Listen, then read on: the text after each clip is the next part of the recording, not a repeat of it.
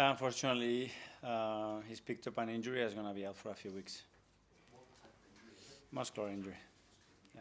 And Kai Havertz, is he back for the Newcastle game? I hope so, but I don't want to say yes because last time I said I think he was going to be fit and then he wasn't fit. Are you still having some issues with the illness in the squad? Yeah.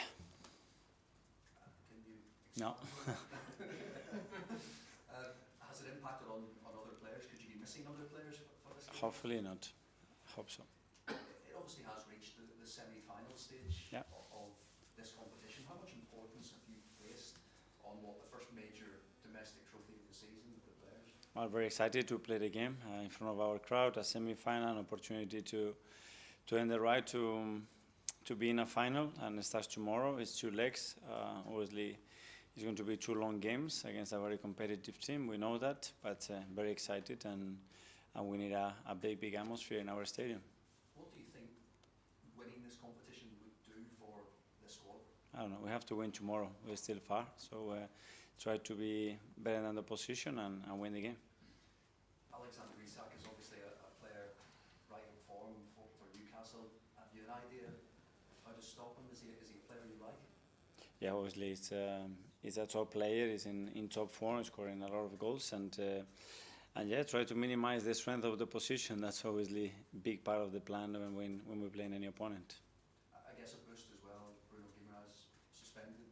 When you think of the midfield trio and the form those three. I think about my players and the ones that we have available, get the best out of them. The Brighton penalty at the weekend. I just wanted to ask you about that. And do you think penalties being given like that would it make centre backs nervous about attacking the ball in their own box? I don't know. I gave my opinion. Unfortunately, we played twice Brighton. One for no reasons, 45 minutes with 10 men, and another one with a penalty. That clearly is not a penalty, but that's the conditions that we played, and we cannot change it now. Do you feel, I was going to say compared to last season, with the injuries you've had and maybe the illness recently as well, that feels like you're in a bit more bad luck compared to last season. With that in mind, and one area is the latest injury, is there any chance you would maybe look to add to the squad before the end of this month? That hasn't changed. Again, the focus is on our players. Whatever is in the market, we are very alert. But the priority is working with the players that we have at the moment, and tomorrow night, which is a big night for us. It's not a no. Sorry? It's not a no.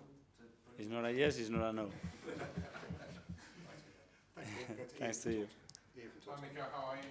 I'm good, thank you.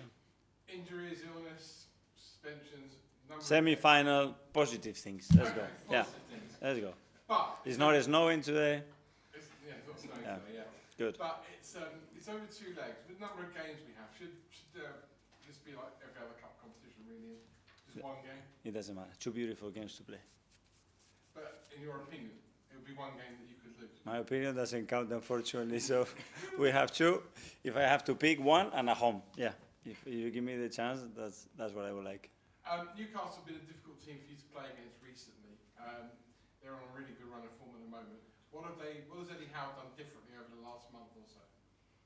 I don't know. That's a question for him. It's a tough opponent for everybody because they are a really good side. They are really well coached. They have really good individual players. The same as it's difficult to play against us. Just 2 final ones on referees. First of all, VAR. We're now going to, during these semi-finals, actually hear what the referee says. Commute around the stadium. Is that a positive way forward for VAR, so that everybody is involved? The fans get to hear what the referees are saying. Are you looking forward to how it's going to work? Yeah, I think any decision that brings clarity, and the communication is clear and transparent, I think is helpful.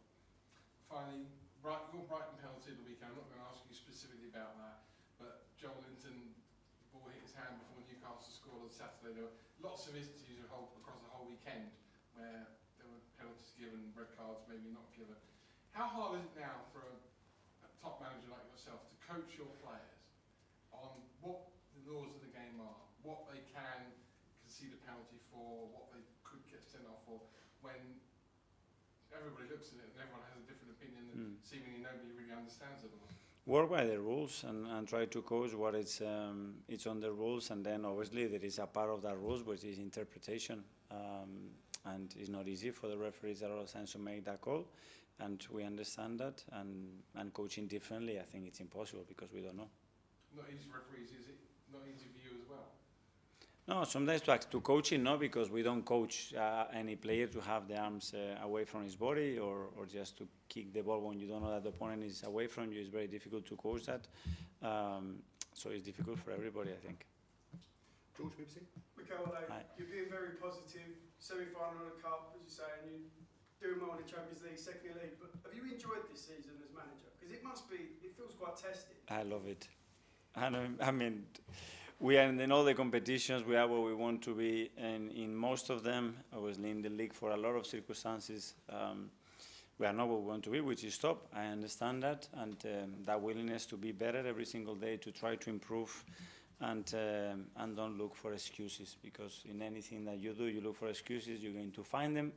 These are challenges, these are situations that we are facing, and we are trying to do the very best to overcome them and still be a really good team. How do the players feel about what's going on? Because it feels like every press conference we're going to, we're asking you about another injury. And are you having to keep them up, or are they just confident and away with the problems they're going through? No, we discuss about the situation, obviously, and the fact that we have to utilize players in position probably they haven't played before. But yeah, we are learning a lot from that, and where I learn especially about the willingness of the team. You speak to any individual and ask him to play anywhere on the field, I'm there, you know. So that's great as well to learn from your players. Just a word on Kieran Tierney, potentially going back to Celtic. I just wondered if you could give us an update on that. There is absolutely no news. Kieran is our player. Thank you. Simon Standard. Mikel, just on the injuries, can you remember a run like this since you've been here?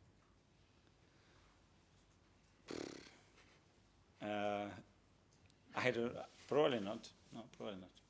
And in terms, I know you talk about sort of challenge and moving players around, but how, in your years you've had here, how hard has this been tactically in terms of coming up with solutions compared to what you've had to do in the past?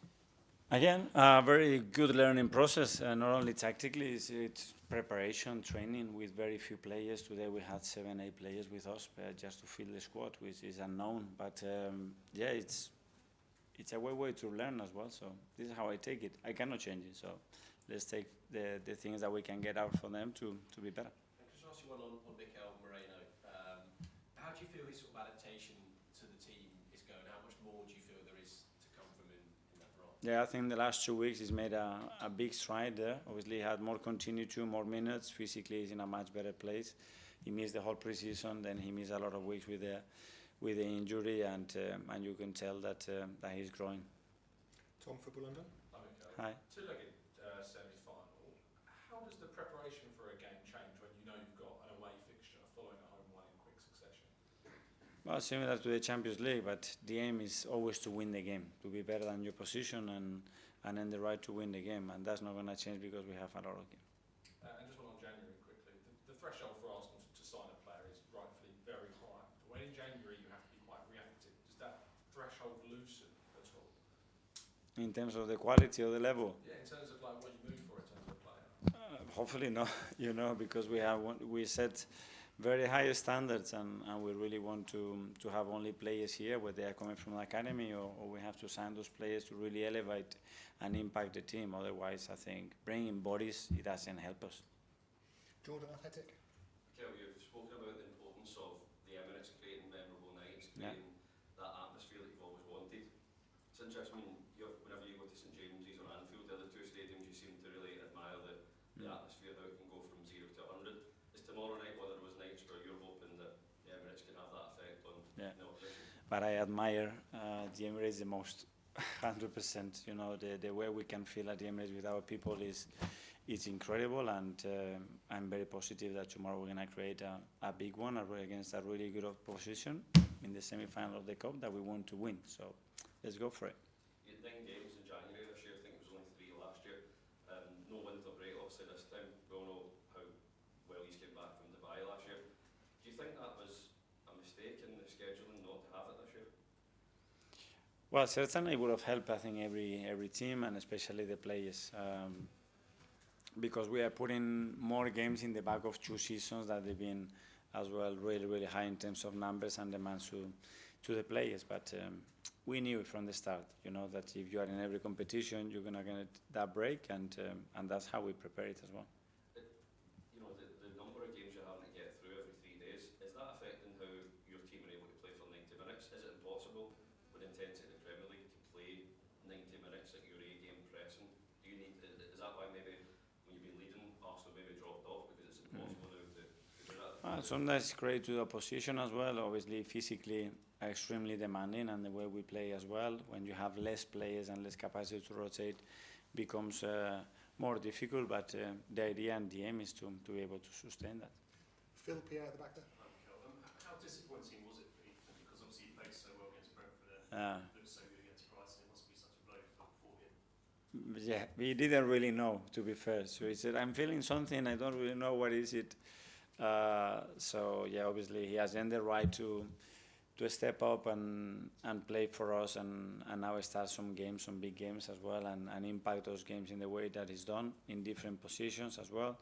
So yeah, I got it for him, because that's gonna stop a little bit that, but it's another step in that development phase that he's in. But really happy with the way he's going. Are you any closer to know when Raheem will be back? Yeah, hopefully very soon.